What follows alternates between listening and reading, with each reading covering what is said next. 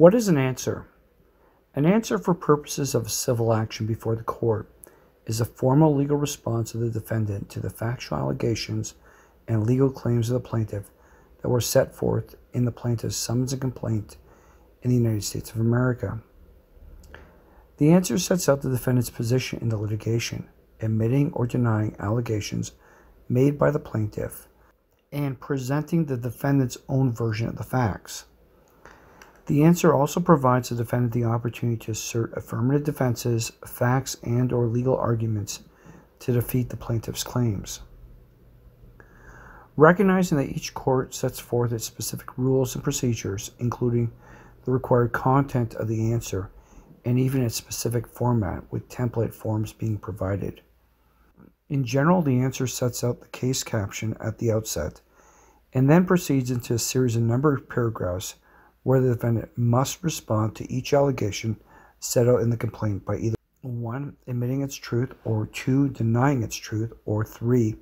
Denying that the defendant has sufficient knowledge or information to know whether the allegation is true or false.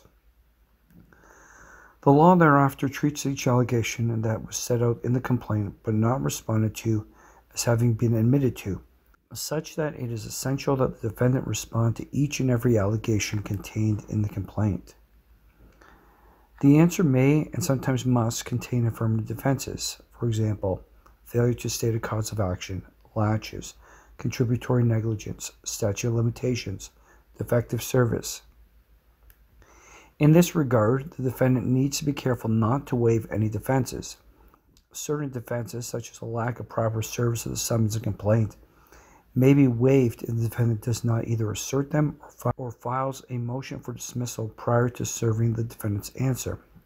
The answer may be combined with other pleadings, such as a counterclaim that is brought by the defendant against the plaintiff and seeking relief from the plaintiff, much in the same way as a plaintiff's complaint, a cross-claim that is brought by the defendant against other defendants, and/or a third-party claim that is brought by the defendants against parties that were not named in the complaint.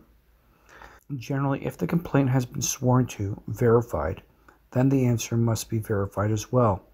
The answer must also be signed by the defendant's lawyer or if self-represented by the defendant personally. A copy of the answer must be served on the plaintiff's lawyer or if self-represented on the plaintiff personally, and upon all other parties. The exact specifics of service and filing are set out by the court in its rules and procedures. Unless an extension is provided by the plaintiff or the plaintiff's lawyer, the defendant must file and serve their answer or a notice of appearance followed thereafter by the answer within the stipulated time frame set out in the summons and complaint. The defendant's failure to file and serve the answer or the notice of appearance within the stipulated time frame allows the plaintiff to seek default judgment against the defendant.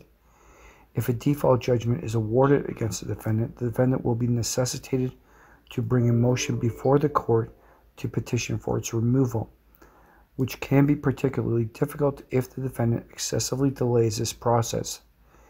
And as with all pleadings and procedures, particular attention must be placed to the court before which the litigation has been brought and that court's specific rules and procedures.